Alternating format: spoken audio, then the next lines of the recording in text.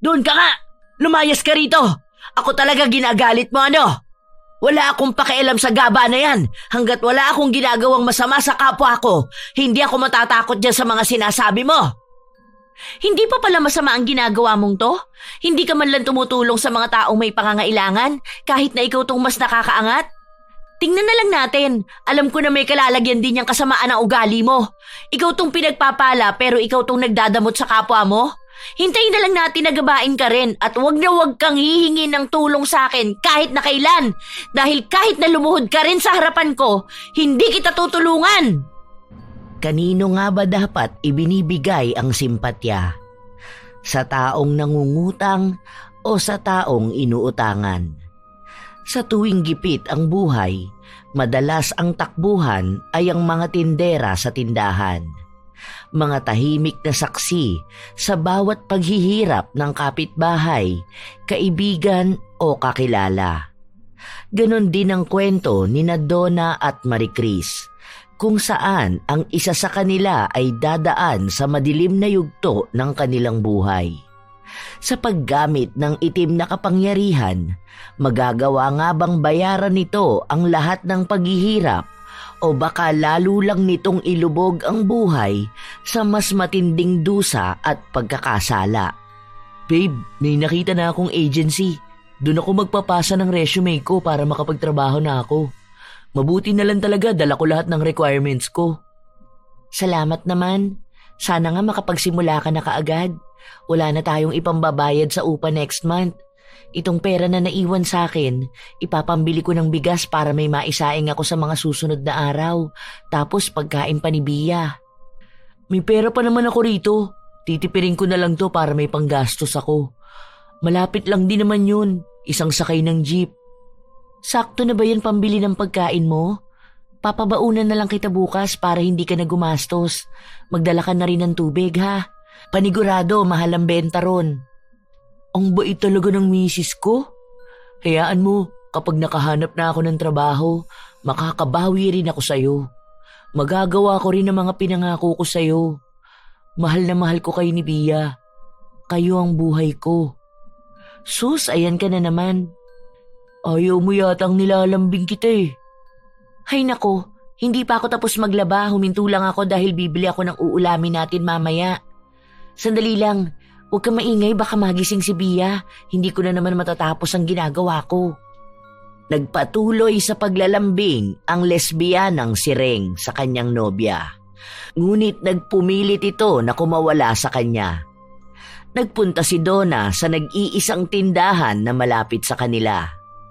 Noong una, ang akala niya ay walang tao, ngunit nabigla siya nang magpakita ang matandang babae na bantay ng tindahan. Ay, nakakagulat ka naman, te. Akala ko walang tao, tatawag na sa anak ko. Hindi. May inaayos kasi ako rito sa baba. Inutos ko to sa apo ko kaso panay ang mamaya. Ano bang bibilhin mo? 2 itlog po at isang sardinas na pula. Parang ang sarap kasing magtorta ngayon at para may maibaon din ang asawa ko bukas. Sibuyas na rin pala, te. Kayo yung bagong lipat, di ba? Kasama mo yung tomboy, tapos yung cute na bata? Opo, kasintahan ko po siya. Galing kaming probinsya. Bale, gusto nyo ditong tumira. Hindi ba maganda sa probinsya nyo? Sa totoo lang po, tumakas kaming 2. Ayaw kasi ng mga magulang ko na magkaroon ako ng karelasyon na babae. Gusto kasi nilang makipagbalikan ako sa tatay ng anak ko. Single mom kasi ako nung nakilala ko si Reng. Tapos tinanggap naman niya ako kaya walang naging problema. Mahal niya rin ang anak ko eh. Bakit hindi mo nalang ipaliwanag sa mga magulang mo na nagmamahalan kayo? Kung wala ka naman na kasing pagmamahal para sa tatay ng anak mo, tama na sigurong dahilan yon para hindi ka makipagbalikan. Ano bang nangyari sa inyo? Nagloko ba? Nahuli mong may babae? Ilang beses na po siyang nagloko, tapos kapag nakakainom siya, binubugbog niya ako. Naaalala ko pa nga noon na buntis ako sa anak namin. Hinampas niya sa akin yung bangko. Muntikan na akong makuna noon. Mabuti na lang nakahingi ako ng tulong. Nakipaghiwalay ako sa kanya, tapos lumapit siya sa mga magulang ko nung nanganak na ako. Humihingi ng chance. Nagbago na raw siya eh. Kaso nung mga panahon na yun, nakilala ko na si Reng. Siya lang talaga ang may malaking tulong sa akin. Nagpakaama siya sa anak ko kahit pa ilang beses nagagalit ang mga magulang ko dahil nga kasalanan ng pumatol sa kapwa ko babae. Grabe pala ang pinagdaanan mo sa buhay, ano? Kawawa ka naman. Kaya ngayon naisipan nyo na lang magpakalayo-layo. Naku, mahirap yan sa umpisa dahil ang dami nyong pagdadaanan. Minsan pa niyan, darating ang mga pagsubok katulad ng bayad sa upa, bills at kapag nag-aaral na ang anak mo. Malayo pa ang lalakbayin ninyong dalawa. Payo ko na lang na magkaroon kayo ng lakas ng loob para harapin ang buhay. Yun nga ang napag-usapan naming dalawa. Bukas nga pupunta yun sa agency para mag-apply ng trabaho eh. Sana nga makapag-start na rin siya. Sa totoo lang, paubos na ang pera na naipon namin nung nagpunta kami rito. Todo tipid lang talaga. Ay naku, napahaba na ang usapan natin, te. Oo nga, may binibili ka nga pala. Sandali lang, napasarap ang usapan natin. Minsan ka lang kasi bumili rito, kaya ngayon lang kita nakausap. Eto na. Isang sibuyas, ano? Oo, te. Minsan kasi nasa bahay lang ako. Hayaan nyo, minsan dadalasan ko tumambay rito. Parang asarap nyo rin pong kausap eh. Akala ko kasi nung una masungit kayo. Kasi kapag bumibili ako, naaabutan ko na nakasimangot kayo. Masungit ako kapag may mangungutang sa akin. Biro lang. Ito na magluto ka na. Baka mamaya mapasarap pa ang kwentuhan natin eh. Hanapin ka na ng asawa mo. Bukas te, tambay kami rito ni Bia. Minsan kasi nakakabagot kapag nasa bahay lang. Tila ba yon ang naging simula para magkasundo ang dalawa? Palagi nang nakatambay sa tindahan si Donna, lalo na kapag nasa trabaho ang kinakasama niya. Minsan kasama niya ang 2 taong gulang niyang anak. Minsan naman ay pinapatulog niya muna ito para makipag-usap kay Marie Chris.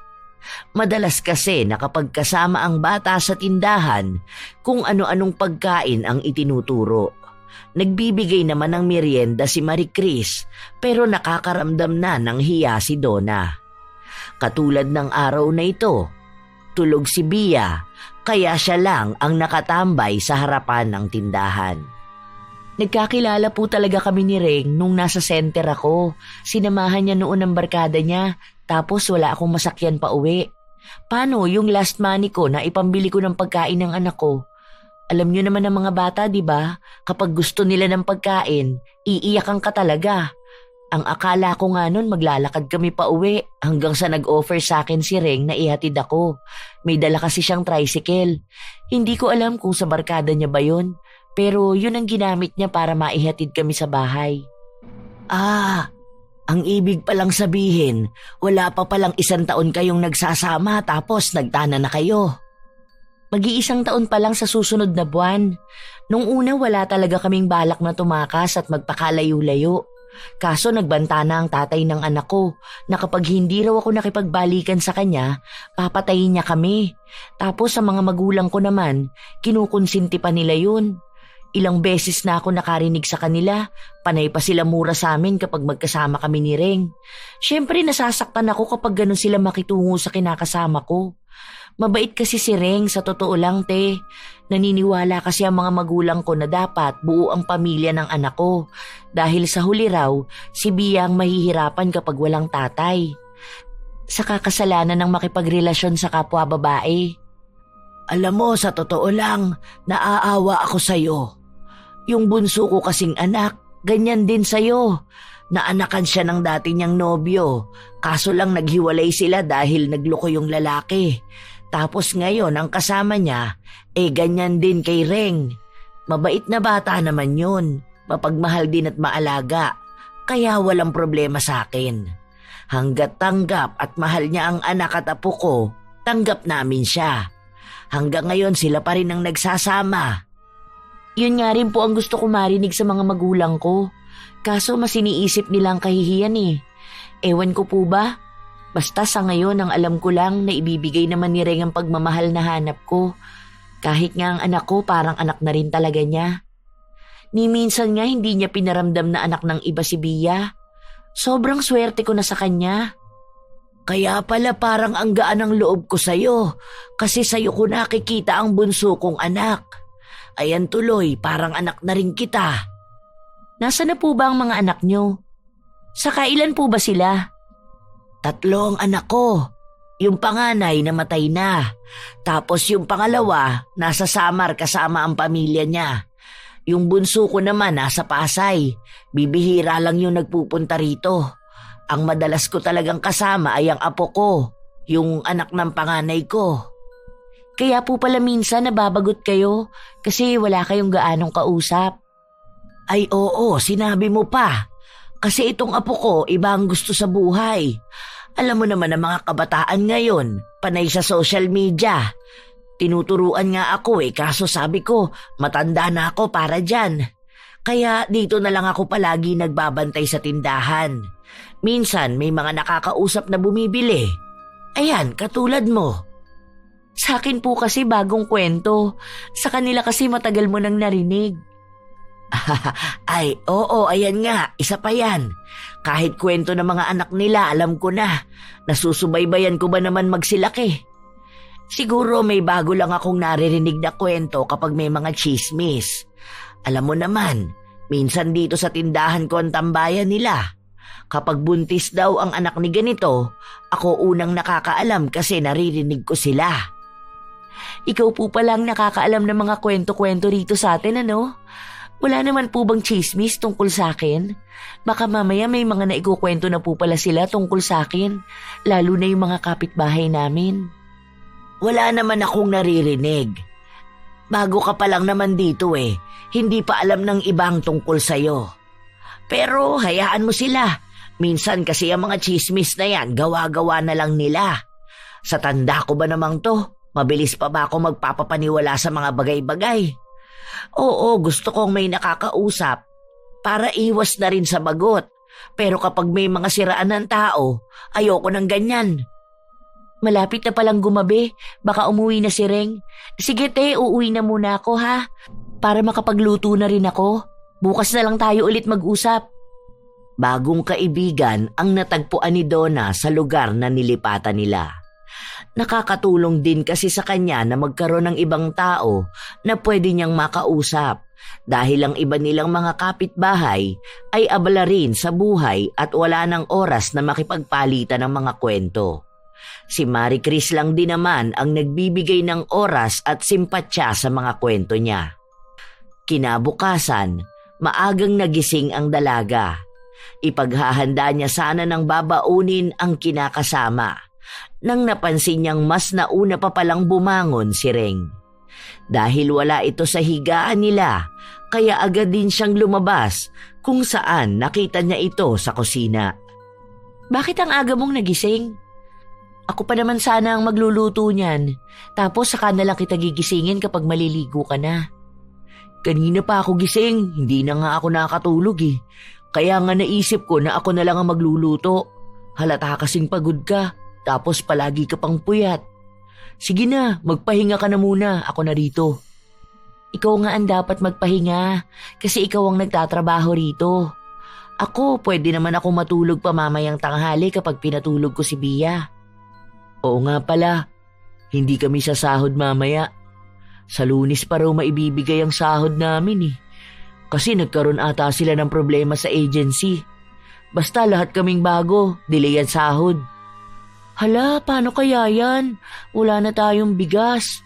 3 araw pa bago mag-Lunes Yung pera na bigay mo sa akin nung nakaraan, naibayad ko sa tubig kahapon. Kung alam ko lang, sana hindi ko na muna yun ginastos. Pinakiusapan ko na lang na sa Lunes ako magbabayad. Wala na tayong makakain yan. Ay, naku naman. Hindi ko rin kasi alam Wala ka bang pwedeng mahiraman dito? Babayaran naman natin sa Lunes. Baka dyan sa kapitbahay. Yung mga naging kaibigan mo na rito. Hindi ako sigurado kung may magpapautang sa atin. Alam mo naman na bago lang tayo rito. Nakakahiya rin naman manghiram. Pero sige, susubukan ko. Sana may malapitan ako. Kung hindi, baka mamuti ang mga mata natin sa gutom. Tapos papasok ka pa sa trabaho. Alangan namang wala kang pagkain. May pamasahe ka pa ba? Meron pa naman ako natirang pamasahe. Kasya pa to hanggang Lunes. Pasensya ka na, babe. Lahat nga kami nagulat nung sinabi yun ko gabi. Tulog ka na kasi kaya hindi ko rin nasabi ka agad. Paano naman yung iba mong mga kasama? Wala man lang ba nagreklamo sa inyo? Nagre-reklamo kami syempre, pero wala naman kaming magagawa kundi ang maghintay. Problemado nga yung isa kasi nanganak ang misis niya, kailangan niya ng pera. Sabi nga namin kahit sana kalahati man lang, kaso ayaw talaga nila. Ito yung kanina ko pa rin iniisip kaya siguro hindi na rin ako nakatulog ng maayos. Bakit naman ganyan ang agency nyo? Hindi naman lahat ng tao mayroong pagkukuhanan ng panggastos eh. Delay sila sa pasahod, tapos ang higpit nila sa leave at sa late. Ay nako, nakaka-stress naman ang ganito. Tapos wala pa tayong pwedeng malapitan.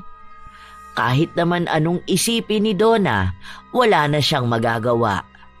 Nang araw na yon, wala na siyang ibang inisip kundi ang kung saan nga ba siya hahagilap ng mailuluto nila. Huling saing na niya sa kalahating kilong bigas na natira nila kahapon. Umiiyak din ang anak niya dahil gustong magpabili ng tinapay, ngunit wala na siyang hawak kahit na magkano. Iisang paraan na lang ang pwede kong gawin. Bahala na nga. Nakakahiyaman, sana mapautang ako ni Ate Maricris. Ngayon lang naman ako uutang sa tindahan nila. Kundi lang talaga kailangan. Katulad sa mga nakaraang gawain ni Donna, nakatambay siya sa tindahan ni na Maricris kung saan nakikipag-usap siya ng mga bagay sa buhay niya. Ngunit hindi pa rin niya alam kung paano niya ipapasok ang pangungutang. Humahanap siya ng magandang tiyempo. Kumusta naman ang kinakasama mo? Maayos naman ba ang trabaho niya ngayon? Yun na nga ang problema ko, te. Delayed ang sahod nila. Sa Lunes pa raw ibibigay. Wala na nga kaming makain. Last na talaga yung sinaing ko. Wala na kaming kakainin bukas. Wala na rin siyang maibabaon. Sa totoo lang, naiiyak na ako kakaisip kung saan ba ako pwedeng humagilap ng pera na magagamit namin. Tingnan mo, anong oras na, wala pa akong mailuluto. Mamaya lang uuwi na yun, pagod at gutom. Hala, bakit daw? Ang tagal naman yata ng sahod niya. Ilang araw pa ang kailangan mong itawid. Diyos ko, may bata ka pang inaalagaan. Sa ganyang mga edad pa naman, mahihilig yan magpabili ng kung ano-ano. Isa pa yan, te. Kanina pa ako iniiyakan ito sa tinapay.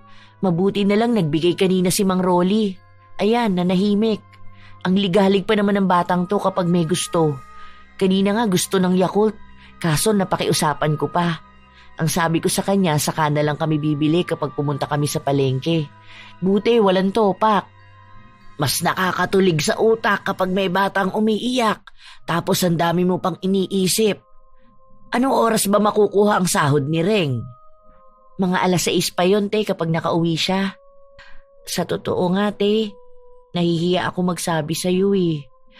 Gusto ko sanang mangutang, tapos sa Lunes ko na lang babayaran kapag nakuha na ni Reng ang sahod niya. Kanina ko pa to gustong sabihin kaso hindi ko alam kung paano ko sisimulan. Baka kasi ang kapal na masyado ng mukha ko. Kabago-bago ko lang sa lugar niyo, mangungutang agad ako. Hay, ano ka ba? Nahiya ka pa? Sige, ayos lang naman sa akin. Kesa naman magutuban kayo, tapos may bata pa kayong kasama. Mamaya magkaroon pa yan ng ulcer. Ano bang uutangin mo? Sigurado ka ba, te? Pasensya ka na ha, wala kasi talaga akong mautangan. Hindi ko kilala ang mga tao rito, saka malamang hindi naman yan sila basta magpapautang sa akin. Wala rin naman ako mga kaibigan na malalapitan. Ikaw lang talaga ang naiisip ko, kahit na hiyang-hiya na ako rito. Ayos lang, wala namang problema sa akin, basta bayaran mo na lang. Sa Miyerkules kasi magpapabili ako ng stock para dito sa tindahan. Sige na, sabihin mo na anong kailangan mo para maayos ko na. Masayang umuwi si Donna matapos siyang mapautang ni Marie Chris. May mailuluto na siya. Meron pang pangmerienda ang anak niya. Nang makauwi si Reng, napansin niya agad ang mga pagkain na nasa lamesa nila. Oh, saan naman galing yan? Ang dami mo yatang pinamili. May bigayan ba ng ayuda ngayon? Ano ka ba? Pinautang sa akin niya ni Ate Marie Chris. Naaalala mo yung matandang babae doon sa tindahan? Yung naging kaibigan ko rito? Ah, oo, naalala ko na. Yung palaging pinagtatambayan yun ni Bia. Mabuti naman pinautang kanya ng ganito karami. Naku, baka naman hindi natin mabayaran yan sa Lunes ha. Kaltasan pa naman ngayon kaya hindi buong sahod ang makukuha ko. Hayaan mo na, ako nang bahala. Basta ipinangako ko sa kanya na sa Lunes na lang. Mabait naman siya eh. Basta makabayad lang tayo, okay na yun. Tara na, nagluto ako ng request mo nung nakaraan. Sardinas na may miswa. Naging panatag ang kalooban ni Donna dahil hindi na niya kailangang mag-isip pa ng kakainin nila sa araw-araw. Hanggang sa lumipas ang mga araw na natili ang pagkakaibigan nila ni Marie Chris. Nang sumapit na ang Lunes, ibinigay ni Reng ang naging sahod niya sa kinakasama. Kasabay naman noon ay ang paniningil ng bayad sa kuryente. Paano yan? Anong uunahin nating bayaran? Hindi ko alam eh. Kasi nandyan na yung naniningil. Mamaya kapag hindi ako nagbayad, putulan tayo. Mahirap pa naman kapag walang kuryente. Mainit pa naman tapos kapag gabi malamok. Makikiusap na lang ako kay Ate Marie Chris. Matapos na magbayad ni Donna ng kuryente, agad na rin siyang nagtungo sa tindahan upang magbayad naman ng nautang niya. Te, pasensya ka na talaga ha. Ito na lang talaga ang natira sa sahod ni Ring. Sa susunod na sahod, promise ikaw ang uunahin kong bayaran. Sumabay lang kasi ang kuryente. Hindi ko alam na ngayon din siya maniningil. Sa totoo lang, hiyang-hiya ako. Sige, ayos lang. Wala namang problema sa akin. Pero baka hindi na muna kita pautangin hanggat hindi mo pa nababayaran yung kulang, ha? Sige, te. Salamat ulit, ha? Noong una, ang akala ni Donna ay kaya niyang hindi makautang sa tindahan dahil may bigas pa naman sila sa bahay. Ngunit sa paglipas ng mga araw, nagiging mahirap na ang buhay para sa kanila. Hindi niya na napipigilan ang anak na maghanap ng pagkain na wala sa bahay nila. Kaya gumawa ulit siya ng paraan para mapalapit lalo kay Marie Chris. Ang ibig sabihin yung tatay mo meron pang anak sa labas, pero nakilala mo na ang mga kapatid mo. Yung mga kapatid namin sa ama nasa Masbate, kasi andun yung nanay nila. Isang beses lang namin sila nakita, kasi nung bumalik ang tatay ko sa amin, parang tinalikuran na rin niya ang pamilya niya. Wala ngang nakakaalam niyan sa amin eh. Kahit nga si Reng hindi ko yan napagsabihan, ikaw lang talaga te. Nako, bigla tuloy ako napaisip kung may anak ba sa labas ang asawa ko. Wala kasi ako nakilala eh. Mamaya ganyan ang mangyari sa akin. Ang mga anak ko lang ang nakakaalam, tapos pinilit itago sa akin dahil ayaw akong masaktan. Pero feeling ko naman alam na yun ng nanay ko. Ayaw niya lang sabihin. Baka naman sa'yo wala naman. Mukha namang naging loyal sa'yo ang asawa mo noon. Ay, hindi ko talaga alam ang gagawin ko kung ngayon ko malalaman na may anak siya sa labas. Hindi ko kakayanin yon. Grabe ang mga pasabog ng kwento mo sa akin ngayon. Pati sikreto ng pamilya mo nasabi mo na sa akin. Ganito yata ako kakomportable sa'yo, te. Kahit yung hindi alam ng pamilya ko at ng partner ko, nasasabi ko sa'yo. Alam ko kasi na hindi mo yan sasabihin sa iba. Ramdam ko na mabait kang tao eh. Oo naman, basta mga secret na ganyan, hindi talaga ako nagsasalita. Oo nga pala, te. Baka pwedeng makadagdag ng utang. Sa susunod na araw may dilihensya ako. May pinapalaban kasi sa akin. Yun ang ibabayad ko sa'yo. Ipapambaon lang sana ni Reng. Tapos pang merienda ni Bia bukas. Ang haba na ng listahan mo rito, Donna. Nung nakaraan, ang sabi mo sa akin, babayaran mo ako kapag sumahod na si Reng. Pero magkano lang ang naibigay mo? Hindi na nga kita tinutubuan eh. Kahit palubog na tong tindahan ko, pinapautang pa rin kita. Sige na, te. Kailangan na kailangan lang. Wala naman akong ibang malalapitan dito. Kasi sumubok na ako mangutang sa kapitbahay namin. Wala naman daw silang pera. Ito, last na talaga to ha. Kita mo naman siguro na paubos na ang mga paninda ko. Hindi na ako makapag-grocery. Ano ba yung uutangin mo? Salamat, te. 5 biskwit sana, tapos noodles. Inisa-isa ni Donna ang mga inuutang niya na halos malibas na niya ang laman ng tindahan. Lahat naman din ng binabanggit niya ay ibinibigay ng matanda. Sa paglipas ng mga araw, dumarami ng dumarami ang nagiging utang ni Donna dahil hindi na rin niya nagagawang bayaran yon. Babe, anong oras na hindi ka pa rin umaalis? Baka mamaya malate ka niyan. Kaltas na naman yan. Natanggal na ako sa trabaho. Ha? Anong sabi mo? Teka, bakit ka matatanggal sa trabaho? Malapit ka na mag 6 months ah.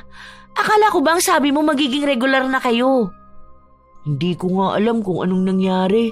Basta kinausap ako kahapon na hindi na raw nila ako papipirmahin ng kontrata. Maayos naman ako nagtrabaho eh. Hindi nga ako nag-absent, tapos bigla na lang isa ako sa mga aalisin. Nagbawas kasi sila ng mga tao. Siguro 3 kaming natanggal. Ano ba naman yan, Reng? Paano na tayo ngayon yan?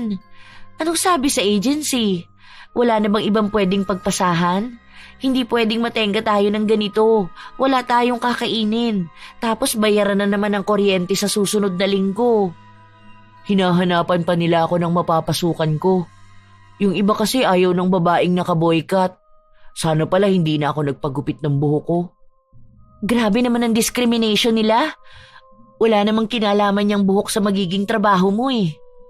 Naku naman.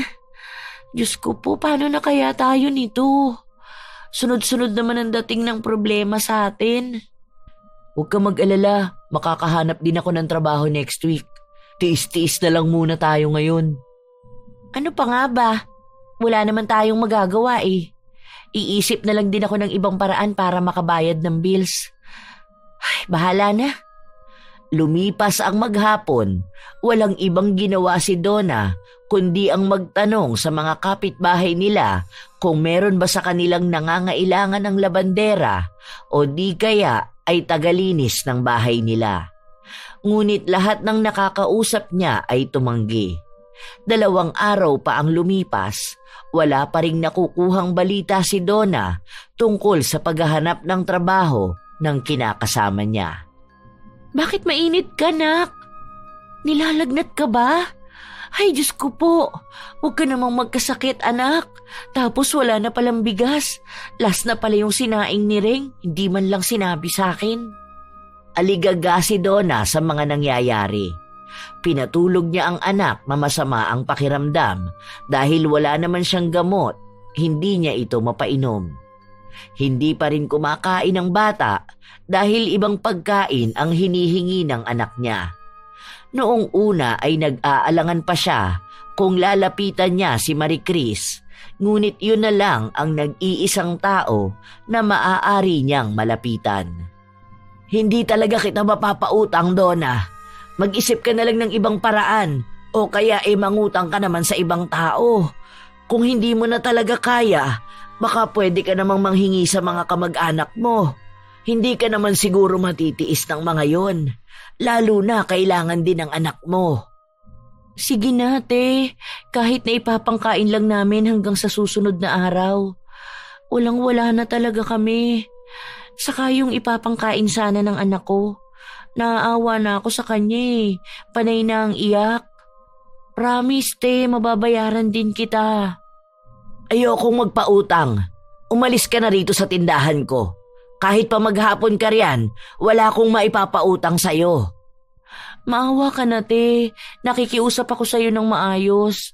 Nagugutuman na kami. Wala na kaming ibang malapitan. Sige na, te. Kahit na 2 sardinas at 2 kilong bigas na lang. Kahit yun na lang. Kahit 1 butil ng bigas, hindi kita mapapautang. Huwag ka nang magpumilit dyan. At tumayo ka dyan. Nakakahiya sa mga nakakakita na lumuluhod ka pa sa tapat ng tindahan ko.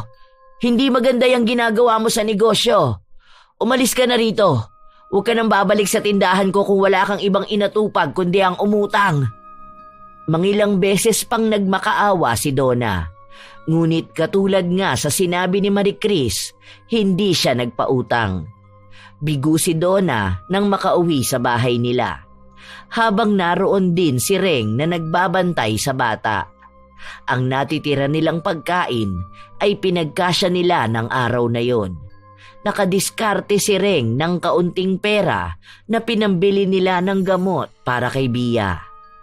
Nang sumunod na araw, muling bumalik si Donna sa tindahan at nagbaka sakali na maawa sa kanya ang tindera, ngunit wala pa rin siyang napala. Hindi pa rin nawawala ang lagnat ni Bia. Ano na kayang gagawin natin? Tapos bukas kailangan ko pa ng pamasahe. May nakita akong pwede kong pagpasahan ng resume. Wala na talaga ako rito kahit na piso. Ang mahal pa magpa-print at photocopy. Wala tayong maisasaing ngayon. Kalahating takal na lang yung kanina. Kaya nilugaw ko na lang. Mabuti nga may nasaid pa akong asin eh. Doon sa sinasabi mong tindahan, hindi ka ba makakahiram doon ng cash? Hindi naman na yun nagpapautang. Hindi ko alam kung anong nangyari. Basta bigla na lang sumama ang ugali niya. Wala na kasi siguro akong maikwento sa kanya kaya gano'n na siya makitungo sa akin. Baka kasi wala lang siya sa mood nung nakausap mo. Subukan mo na lang. Magbabayad naman tayo kapag nakapasok na ako ng trabaho. Kailangan natin bumili ng gamot ni Bia dahil baka pag natigil yan sa pag-inom, tataas na naman ang lagnat niyan. Ang hirap pa naman pag bata ang nagkasakit. Mamaya susubukan ko. Nanghihina na rin ako sa gutom eh. Kaunting lugaw lang yung nakain ko kanina dahil napalakas ang kain ni Bia. Sige na, ako na muna magbabantay kay Bia. Pumunta ka na, para alam ko kung makakapunta ako bukas. Kasi sayang naman yun eh. Direct hire na doon, hindi ko na kailangan dumaan sa agency. Tapos ang sabi sa akin, bibihira lang sila mag-hiring. Para bang pasan na nila ang lahat ng problema. Dahil sunod-sunod itong dumating sa kanila. At wala man lang ni isang tao ang handang mag-abot ng kamay sa kanila. Sa isa pang pagkakataon, nagbabaka sakali si Donna na baka maaari na siyang mapagbigyan ni Marie Chris. Magkakaroon na ng trabaho si Reng pag nagkataon nun, te. Promise, sa unang sahod niya kahit na magkano pa yon, lahat talaga ibabayad ko sa'yo. Anong sinasabi mong magkakaroon na ng trabaho? Ang sabi mo kanina, interview pa lang. Paano ka naman nakakasigurado na sa dami niyang makakasabay, siya ang pipiliin? Mahirap yung hinihiling mo, Donna. Hindi ko kayo mapapautang. Kahit ngayon lang, last na to. Ilang last na ba yung narinig ko mula sa'yo? Hindi ba ang sinabi ko sa'yo, huwag kang babalik sa tindahan ko kung mangungutang ka lang? Ganyan ka na ba kawalang puso, ha? Nakikiusap naman ako sa'yo ng maayos. Walang-wala lang talaga ako ngayon at kailangan ng pamilya ko. Hindi mo naman ikahihirap ang kakarampot na perang inuutang ko para nga magkaroon na ng trabaho ang kinakasama ko eh. Ay, wag mo akong pagsalitaan ng ganyan. Baka akala mo responsibilidad ko kayo. Bakit ka ba sa akin tumatakbo, ha? Ako lang ba ang kilala mo? Hindi mo kasi babaan yung pride mo para makiusap sa pamilya mo eh. Wala kang alam sa nangyayari sa pamilya ko. Nakikisuyo lang ako sa'yo, pero ang tigas ng puso mo. Ilang beses na akong lumuhod sa'yo, ilang beses na akong umiyak, pero parang bato yung puso mo para magkaroon man lang ng awa. Dahil wala nga akong maipauutang sa inyo. Paulit-ulit ko na lang ba dapat sabihin yan? Saka, ayusin mo yung pakikipag-usap sa akin, ha? Huwag mo akong pagtataasan ng boses, ikaw na lang ang nakikiusap. Anong wala? Ang dami niyang nasa tindahan mo, oh. Huwag ka masyadong gahaman. Baka isang araw lahat ng meron ka ngayon kulangin yan kapag bigla kang ginaba. Sasama ba naman ang ugali mong yan? Doon ka nga! Lumayas ka rito! Ako talaga ginagalit mo ano? Wala akong pakialam sa gaba na yan. Hanggat wala akong ginagawang masama sa kapwa ko, hindi ako matatakot dyan sa mga sinasabi mo. Hindi pa pala masama ang ginagawa mong to? Hindi ka man lang tumutulong sa mga taong may pangangailangan kahit na ikaw tong mas nakakaangat? Tingnan na lang natin. Alam ko na may kalalagyan din yung kasamaan ng ugali mo. Ikaw tong pinagpapala pero ikaw tong nagdadamot sa kapwa mo? Hintayin na lang natin na gabain ka rin at wag na wag kang hihingi ng tulong sa akin kahit na kailan. Dahil kahit na lumuhod ka rin sa harapan ko, hindi kita tutulungan. Tila ba nabalot ng init ng galit ang buong paligid habang lumalabas ang mga salita na yon sa bibig ni Donna. Halos isumpa na rin niya si Marie Chris sa kung paano niya ito tingnan. Dahil sa nangyaring awayan nila, mas lalo siyang hindi nakalapit kay Marie Chris. Hindi nakahanap ng trabaho si Reng dahil wala silang naging perang panggastos. Sunod-sunod ang mga maniningil nila sa bahay at sumabay pa ang sakit ng anak niyang humuhupa lang kapag nakakainom ng gamot, ngunit hindi gumagaling. Ubus na ang gamot ni Bia. Ano nang gagawin natin ngayon? Kanina nasa lubong ko yung naniningil ng tubig. Tatanggalan na yata tayo. Buisit kasi ang si Marie Chris. Napakadamot. Kung sana pinautang niya ako noon, may trabaho ka na sana ngayon. Kaso wala eh. Anong ginawa niya? Nagmamayabang pa sa akin. Palibasa siya may pinagkakakitaan. Malakas naman ang tindahan niya. Baka naman kasi may mga naririnig siyang kwento sa ibang tao, kaya parang natakot na rin siya magpautang. Ano namang maririnig niya sa ibang tao? Wala naman akong ginagawang masama ah. Oo, may utang ako sa kanya, pero nangako naman ako na babayaran ko siya eh. Maghanap na lang tayo ng ibang paraan. Bakit kaya hindi mo kausapin ang ate mo? Ilang beses na siyang tumatawag sa'yo, kahit nahingian mo lang ng konting tulong. Kapag tungkol naman kay Bia, tutulong naman talaga sila sa atin eh. Ayoko! Sinabi ko na 'di ba?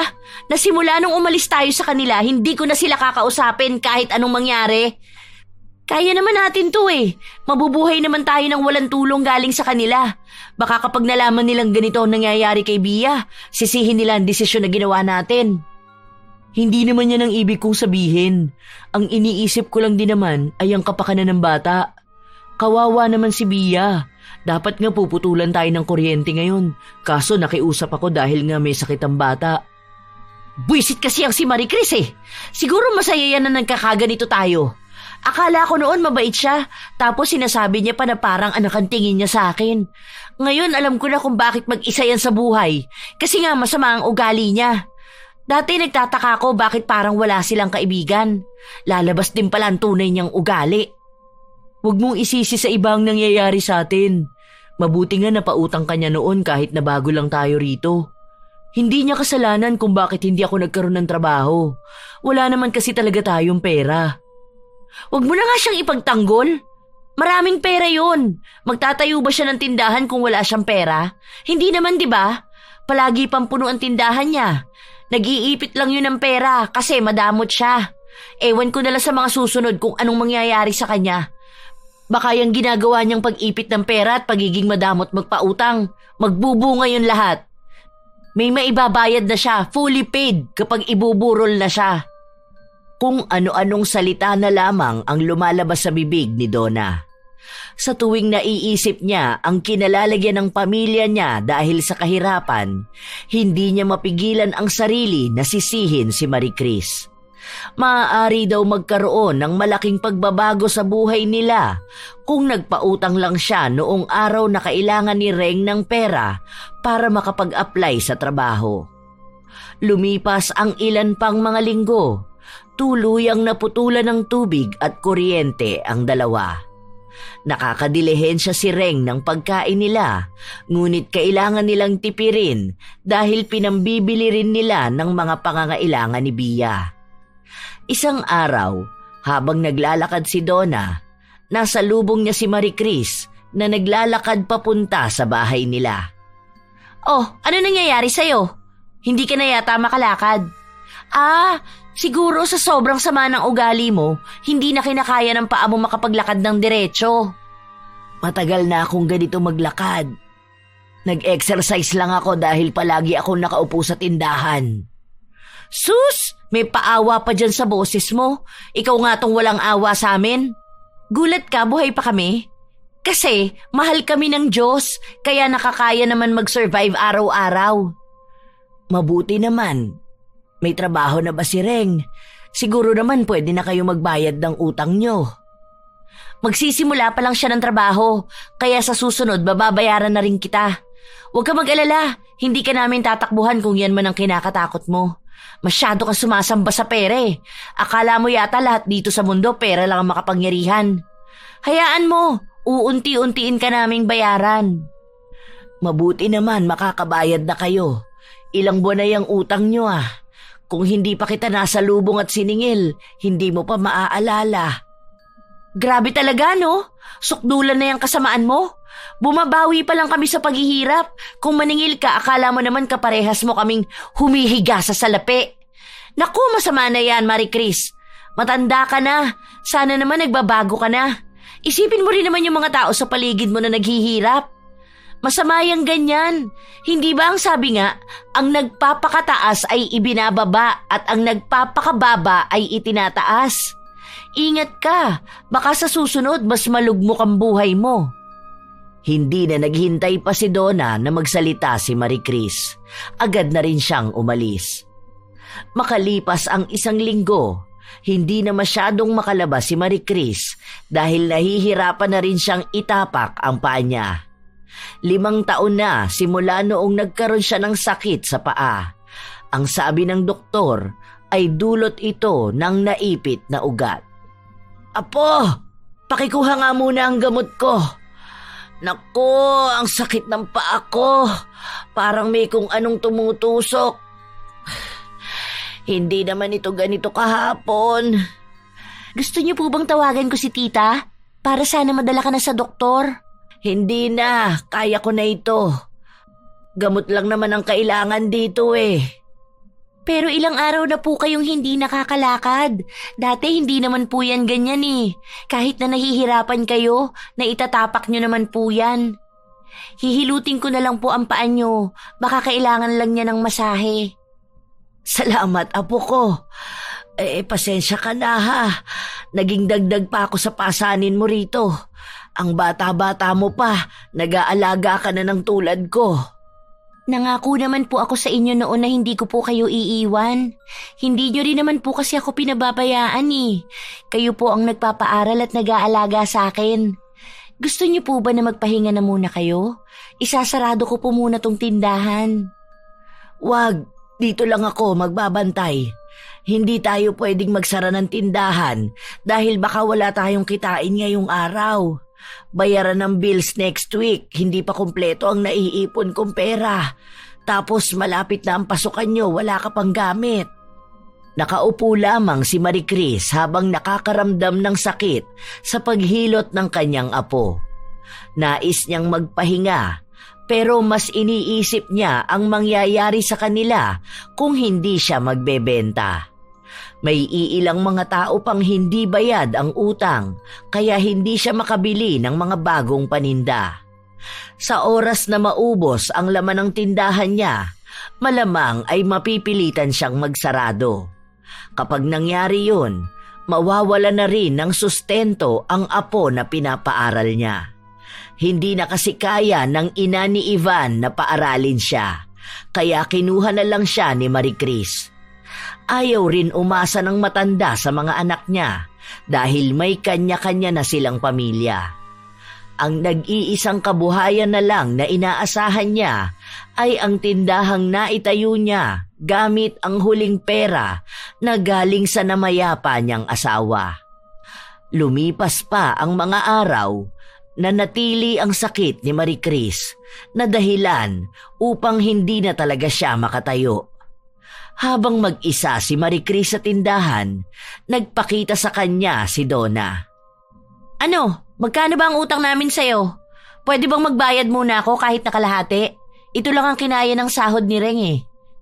Hindi ba ang sabi mo babayaran mo na ng buo? Hindi ko yan tatanggapin kung pautik-utik. Ilang buwan ang hinintay ko para dyan. Dapat nga panay ako tubo eh. Hindi ka kaya gabain sa ganyang ugali? Ito nga lang ang natira eh. May dapat pa nga akong bayaran pero inuna na lang kita dahil baka hindi ka makatulog, ako pa masisi mo. Baka kasi utang ko pa ang maging dahilan para bangungutin ka. Bakit maganyan ka? Noong ikaw ang nangungutang sa akin, ang bait-bait mo. Tapos ngayon, kung umasta ka, akala mo kung sino ka. Bayad naman yan sa inutang mo. Hindi ko yan hinihingi sa'yo. Ang ugali ko nakikita mong nagbabago, samantalang ang ugali mo hindi. Naging ganito ako kasi sobrang sama ng loob ko sa'yo. Alam mo naman ang pinagdadaanan ng pamilya ko, pero hindi ka man lang naawa.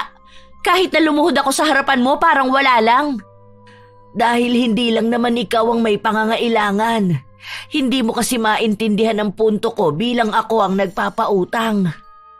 Ngayon lumalabas na ako pang hindi makaintindi sa'yo? Di hamak naman na mas angat ang buhay mo kaysa sa akin. Ang daming paghihirap na pinagdaanan ng pamilya ko. Ilang gutom ba ang tiniis namin, ha? Samantalang ikaw, masarap mong ninanam namang pagkain nyo araw-araw. Paano mo nagagawang tiisin yun? Ang damot mo, Marie Chris. Nangungutang ako dahil kailangan at kaya namang bayaran yon paunti-unti. Hindi mo ba nakikita na paubos na ang paninda ko? Wala na akong maipapautang sa inyo. Wala na nga akong pere. Hindi lang naman kayo ang naghihirap sa buhay. Hay, ewan ko. Basta ako, masama ang loob ko dahil madamot kang tao. Yang biyaya na natatanggap mo, sigurado akong hindi yan magtatagal. Walang nangyayaring mabuti sa mga taong madamot at sakim. Ewan ko na lang, baka isang araw, biglang malakas na karma na lang ang lalagabog sa'yo. Tapos dun ka biglang magsisisi na sana naging mabuti kang tao noong may kakayahan ka pa. Hindi sa tinatakot kita ha, pero malay mo dumating na talaga ang karma mo. Kahit na ano pang karma ang dumating sa akin, basta ibigay mo ng buo ang utang mo. Hindi na ako magpapautang kapag nabayaran mo na. Kailangan ko ang pera kaya bibigyan kita hanggang sa susunod na linggo. Dahil kapag hindi mo na ibigay ng buo, papatungan ko yan ng tubo hanggang sa tubo ka mabaon. Wow! Ibang klase talaga ang kasakiman. Basta ito lang ang kaya ko sa ngayon. Magkaroon ka naman ng awa sa kapwa mo. Ibinaba ni Donna ang pera at hindi na pinakinggan pa ang pagtawag ni Marie Chris. Ang matanda naman ay napailing na lamang. Kinuha niya ang pera at inilagay sa isang garapon. Binawasan niya rin ang utang ni Donna na nakalista sa maliit na notebook. Habang mabilis na dumaraan ang mga araw, mas lalong nararamdaman ni Marie Chris na lumalala ang sakit sa paa niya. Apo ko! Tulungan mo nga ako! Sobrang sakit na talaga ng paa ko! Lola, ano pong nangyari sa inyo? Teka lang po, mag-ingat kayo. Namamaga po ang paa niyo, parang nangingitim din. Sandali po, tatawagan ko si tita para madala ka sa ospital. Wag na, Ivan. Wag na nating dagdagan ang problema nila. Alam mo naman na may sakit ang pinsan mo at inaalala pa nila kung saan sila kukuha ng pera. Ayokong dumagdag sa iisipin nila. Wala na nga akong maitulong. Pero paano ka naman po niyan, Lola? Parang mapuputol na yung paa mo eh. Puputok na ata yan dahil parang puno na ng nana. Sure po ba kayo na wala kayong naapakan na pwedeng makatetano sa inyo? Natapilok po ba kayo? Siguro dala na rin ito ng katandaan ko at ng sakit ko noon. Tulungan mo na lang ako. Kumuha ka na lang ng maligamgam na tubig para maibabad ko to. Hindi na po yan madadala sa pagbabad lang. Dapat dalhin ka na sa ospital para mapatingnan na po yan. Baka lumala pa yan lalo eh. Saka na. Hintayin ko na lang ang bayad sa akin ni Donna. Bakit po maghihintay pa kayo? Halata namang matatagalan pa magbayad yun. Narinig ko nga na nahihirapan silang magbayad ng kuryente. Kaya kahit may trabaho yung asawa no na tomboy, hindi pa rin sila makaahon sa hirap. Iyon lang kasi ang pwede kong perahin. Hindi ko pwedeng galawin ang iniipon kong pera para sa tuition mo. May kaunti pa akong pera sa wallet ko, pero ipapambili yun ng stock para sa tindahan. Hindi tayo pwedeng magsarado dahil baka tayo naman ang mamatay sa gutom. Aw. Sige na Lola, yan na lang pera sa tuition ko ang gamitin mo. Masyadong malaki ang iniipon mo eh. Pwede naman ako mag-aral sa susunod, kesa naman po kayo ang mahirapan. Hindi, Apo. Huwag kang makulit, ha? Kaya ko to at maaagapan natin tong pamamagasa pa ako. Sige na, sundin mo na lang ang inuutos ko sa'yo. Kumuha ka na ng tubig na mainit at ilagay mo sa plangganita. Nagkaroon pa ng kaunting pagtatalo ang maglola dahil pinagpipilitan ni Ivan na manghingi na sila ng tulong sa iba nilang mga kamag-anak, pero iisa lang ang palaging sinasagot ni Maricris. Magiging maayos din ang kalagayan niya.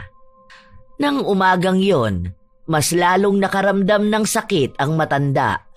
May kung anong tumutusok sa paa niya at naging mas itim pa ang kulay nito.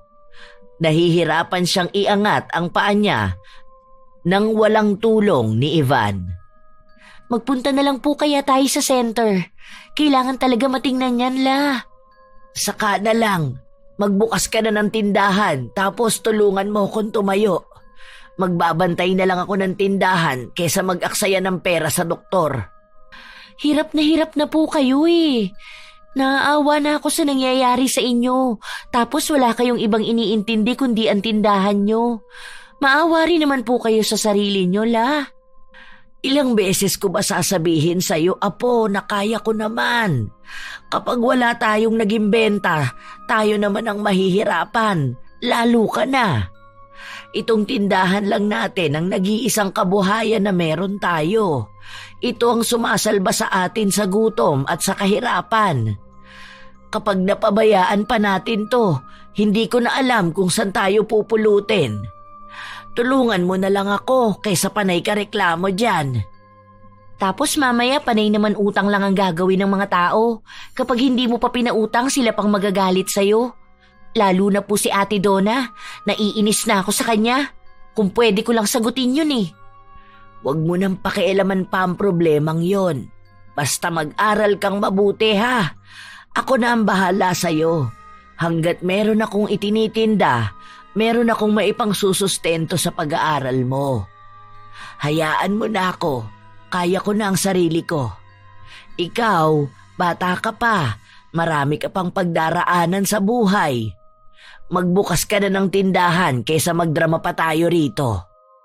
Kahit nakakaunti na lang ang natitirang laman sa tindahan ni Maricris, nais niya pa ring ilaban ang mga pangarap niya para sa kanyang apo.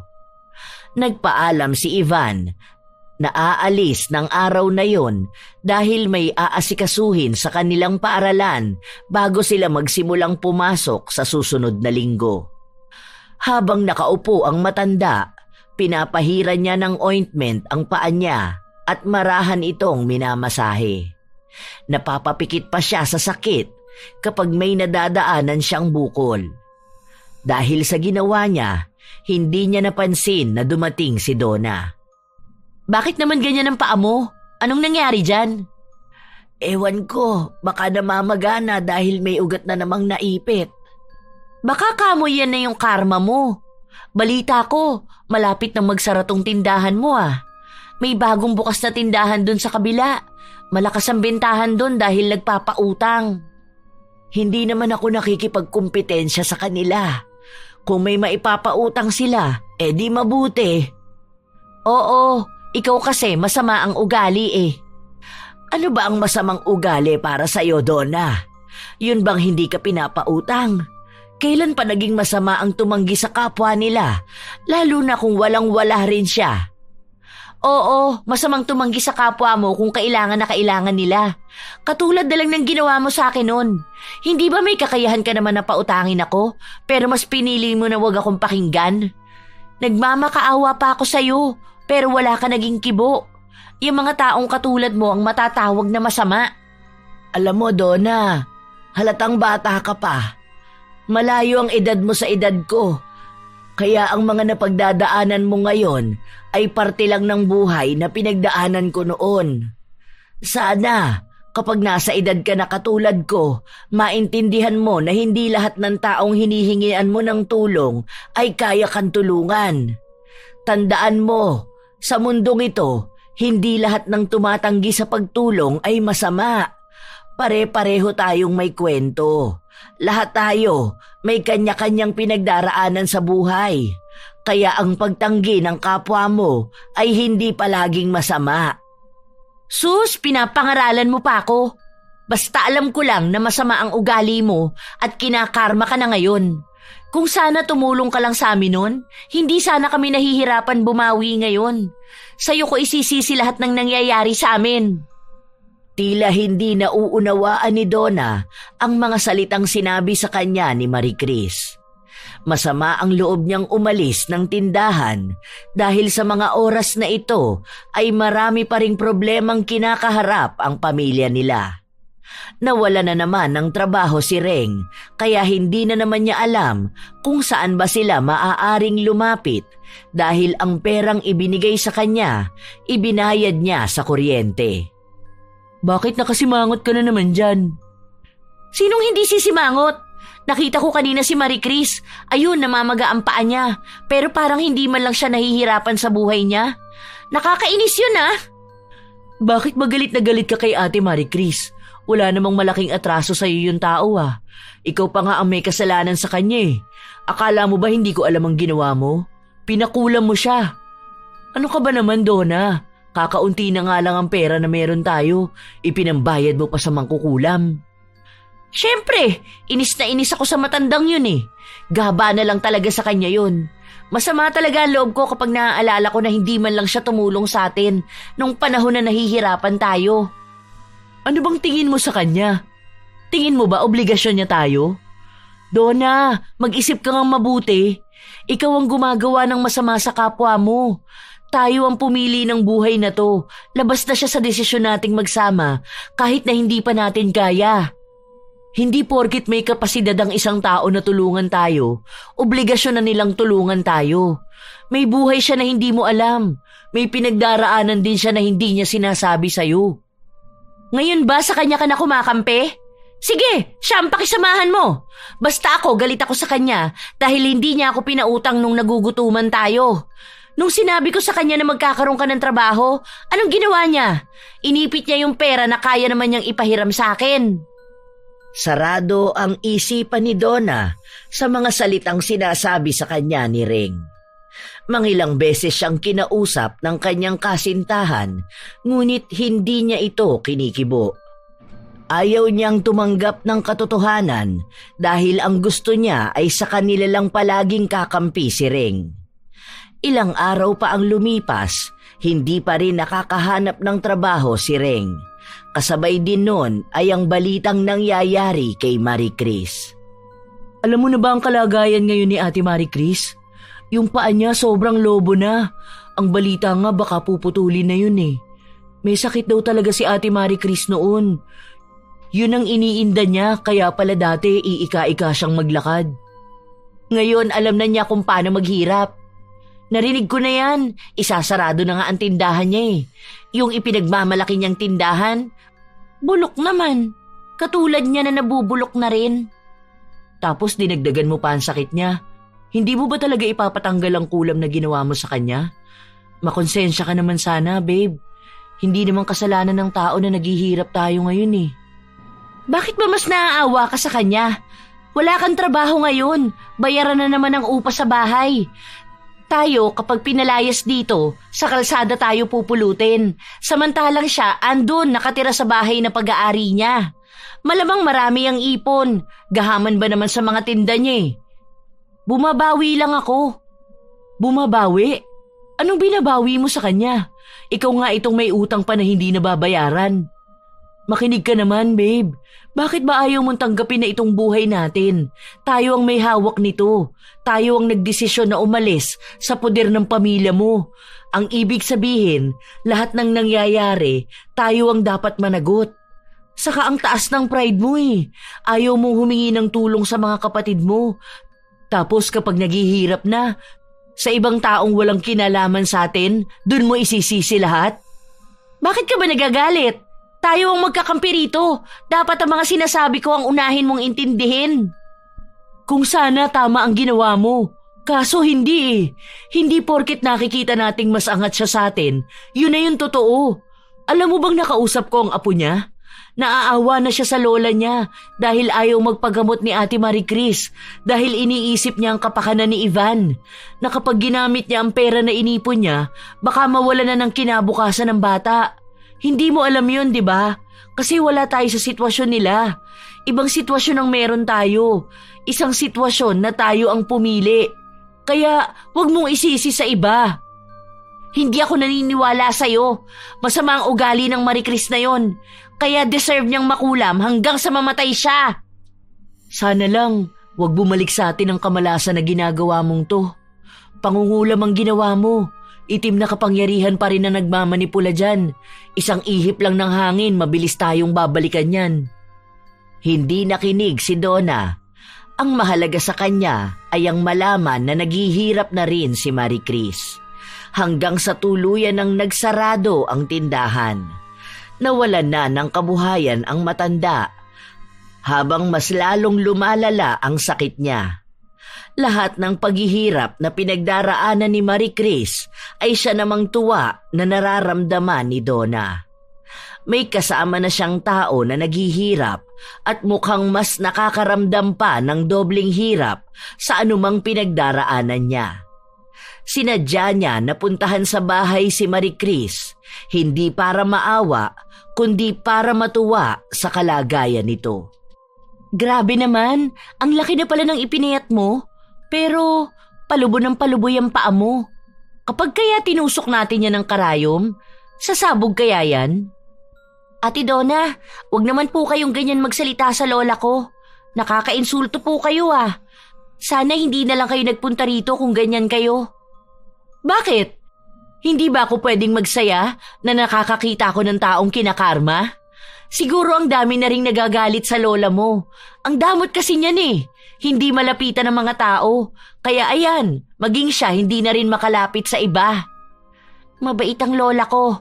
Kapag kaya niyang tumulong, nagbibigay siya ng tulong.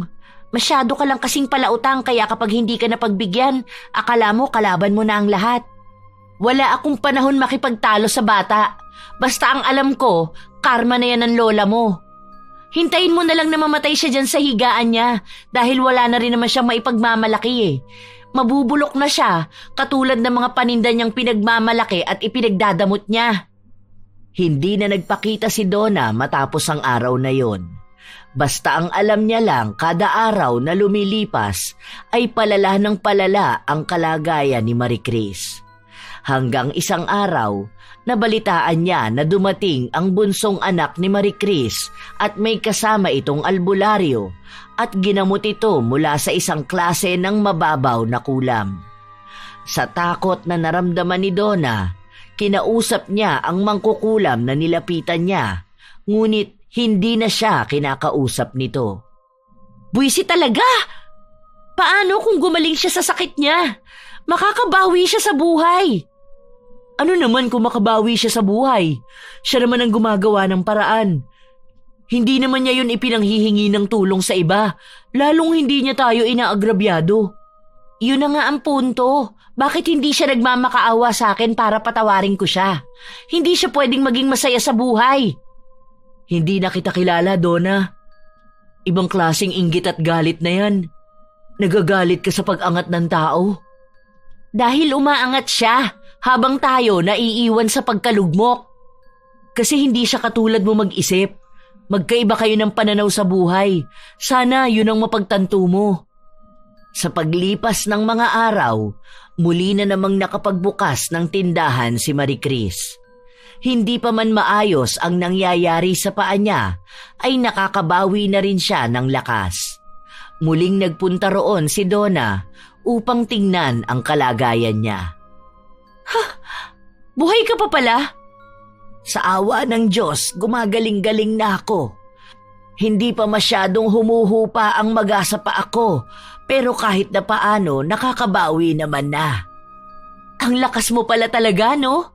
Akalain mo yun, pati ang karma natatakbuhan mo kahit na hindi ka tuwid maglakad? Wala akong tinatakbuhan na karma dahil wala naman akong ginagawang masama sa kapwa ko. Kung ang tinutukoy mo ay ang pagtanggi ko na magpautang, tingnan mo rin ang ibang dahilan kung bakit hindi ko yun nagawa. Alam kong ikaw ang nagpakulam sa akin, kaya nang tanungin ng albularyo kung idadamay ka sa pagbabalik ng kulam, tumanggi ako dahil ayokong danasin mo ang paghihirap na nararanasan ko. Ang hilig mo pa rin palang mambintang, no? Sana pinabalik mo para makaganti ka naman. Sinabi ko na ang dahilan. May anak ka, Donna. Sana mas matuunan mo siya ng pansin at huwag ang galit mo sa akin. Hindi lang ikaw ang taong hindi ko pinautang, pero ikaw lang itong nagbaon ng labis na galit sa akin. Dahil nasira ang buhay ko dahil sa'yo. Nasira dahil sa akin. Dahil ba sa hindi kita pinautang kaya wala kayong makain ngayon, na wala kayong maipambayad sa upa, na hanggang ngayon hindi pa rin matanggap ng mga magulang mo si Reng. Huwag mo dinadamay ang mga magulang ko. Hindi ba dapat mas pagtuunan mo ng pansin ang sarili mo kesa kung magiging ganyan ka sa lahat ng mga taong hindi ka tinutulungan, hindi ka makakaahon Kung isisisi mo palagi sa ibang tao ang mga maling desisyon mo sa buhay, paano ka lalago? Kasi nga madamot ka. Naalala mo noong araw na nanghiram ka sa akin at hindi kita mabigyan. Yun ang araw na ibinigay ko sa anak ko ang lahat ng pera ko dahil kailangan operahan ng anak niya. Walang natira sa akin kahit na magkano. Ang nagiging dahilan lang para makaraos kami ng apo ko ay ang barya-baryang na ibebenta ko sa tindahan. Kaya kung iniisip mong sakim ako, pasensya ka na, pero inuuna ko lang din ang pamilya ko. Itong tindahan ko na lang ang tumutulong sa akin. Inaamin ko nang madamot ako sa pagpapautang dahil hindi naman ganong kadaling maibalik sa akin ang pera. May iba pang hindi talaga nagbabayad. Pasensya na kung itong tindahan na lang ang tanging kabuhayan na sumasalba sa amin dahil wala naman akong ibang taong malalapitan kapag ako naman ang nangangailangan. Hindi na nakapagsalita pa si Donna nang marinig niya ang mga sinabi ni Marie Chris. Tila ba nahimasmasan siya sa isang malaking sampal ng katotohanan sa kanya. Hindi lumuluha ang mga mata ni Marie Chris, ngunit ramdam sa mga salita niyang nasasaktan siya. Nang lumingon si Donna, nakita niya si Reng na mukhang narinig ang lahat ng usapan. Umalis sa tapat ng tindahan at umuwi ng bahay. Ilang sandali pa ay nakita niyang pumasok ang kasintahan. Ngayon ba naiintindihan mo na ang sinasabi ko? Hindi sa lahat ng oras masama ang mga taong tumatanggi na tumulong sa atin dahil minsan inuuna rin nilang tulungan ang sarili nila dahil wala rin namang ibang taong tutulong sa kanila. Kaya huwag sanang sumama ang loob mo kapag tumatanggi sila dahil dapat doon natin mas pinag-iigihan na humanap ng paraan para makasurvive. Hindi ibang tao ang dapat magsalba sa atin. Tayo mismo ang dapat magsalba sa pamilya natin. Walang naging tugon si Donna dahil unti-unti lang bumabalik sa kanya ang lahat ng mga nangyari. Tama nga ang mga sinabi sa kanya ni Reng. Nagbingi-bingihan lamang siya at nagpanggap na mas tama ang katwiran niya. Noong nagplano sila ni Reng na magpakalayo-layo, alam nilang wala silang sapat na pera. Tanging pagmamahal lang ang bitbit nila. Ang ibig sabihin lamang nun, dapat ay manindigan sila sa anumang hirap na pagdadaanan nila. Sadyang nagkaroon lang ng taong akala nila ay malalapitan nila palagi at si Marie Chris yun. Kaya naging masama ang loob ni Donna nang tanggihan na siya nitong tulungan. Hindi man lang niya iniisip na meron ding pinagdaraanan ang matanda. Sa paglipas ng mga araw, nakahanap na rin ng trabaho si Reng at maging si Donna ay may napapasukan din na trabaho isang beses sa isang linggo. Ang araw na wala namang pasok si Reng para may magbabantay sa anak niya. Oo nga pala, babe. May extra pala ako rito kasi kanina may pinagawa sa amin tapos binayaran ka agad. Ito oh, bayad mo na muna yan kay Ate Marie Chris. Tapos bukas sahod ko, yun ang ipapambayad natin sa upa. Kapag nakuha mo na yung sahod mo, yun naman ang sa grocery. Salamat dito, babe. Sige, mamaya kapag natapos na ako magluto, magbabayad na ako. Ang tagal na kasi ng utang natin sa kanya eh. Nakakahiya naman na. At para sana magkausap na rin kayong dalawa. Humingi ka na ng tawad, lalo na doon sa nagawa mo sa kanya. Sinunod ni Donna ang sinabi ng kanyang kasintahan. Nang matapos siyang maghanda ng hapunan nila, agad na rin siyang nagpunta sa tindahan. Naabutan niya si Ivan na nag-aalis na ng mga harang na ang ibig sabihin ay magsasarado na sila. Pinigilan niya ang bata pero sinabi sa kanya na pumasok na lang siya sa loob dahil naroon naman ang lola niya. Noong una ay nag-aalangan pa si Donna, ngunit si Marie Chris naman talaga ang sinadya niya at ito na ang magandang panahon para makausap ito ng masinsinan. May bibilhin ka ba? Sa totoo lang, te, magbabayad ako ng utang sa'yo. Magkano ba lahat yun? Isama mo na lang yung tubo. Naku, sana bukas ka na lang nagbayad. Sandali lang, hindi ko alam kung magkano lahat yun eh. Pero nasa listahan naman. Tapos naibawas ko na yung bayad mo nung nakaraan. Saka pala, gusto kasi kitang makausap, te. Gusto kong humingi ng tawad sa mga nagawa ko sa'yo.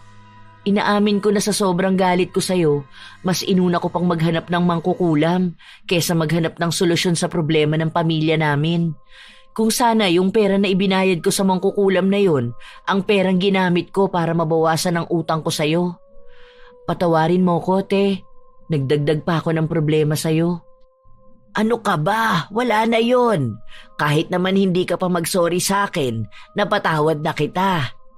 Magaling naman na ang kulam, pero sadyang may sakit talaga ako sa paa. Pasensya ka na rin kung noong panahong kailangan mo ng tulong ko, hindi kita natulungan. Hindi mo na kailangan humingi ng tawad doon dahil nasabi mo na sa akin ang dahilan.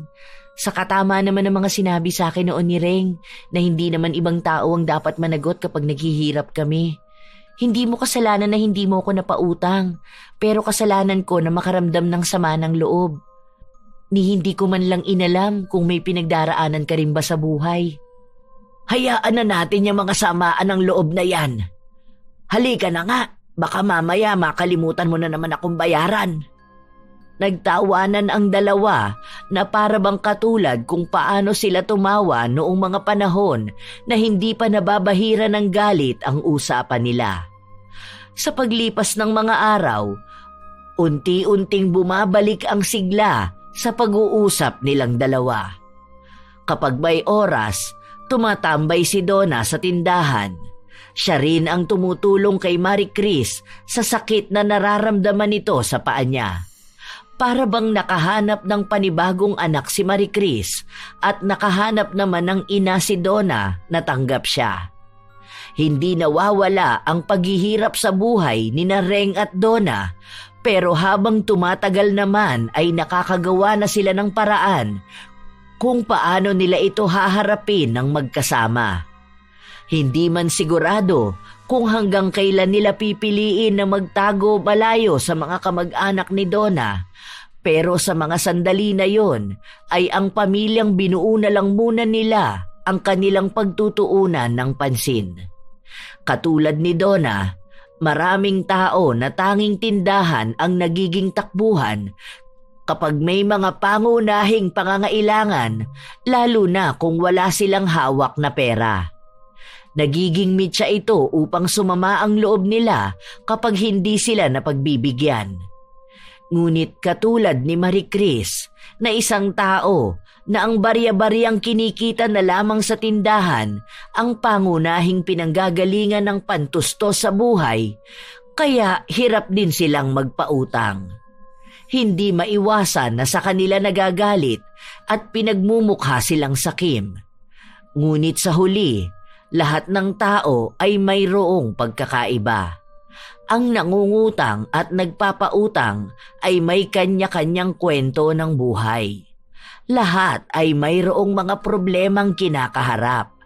Kaya kung magkataon mang nasa ilalim ka ng kahirapan at ang mga taong nilalapitan ay hindi ka matutulungan, huwag itong gawing dahilan para makabuo ng galit.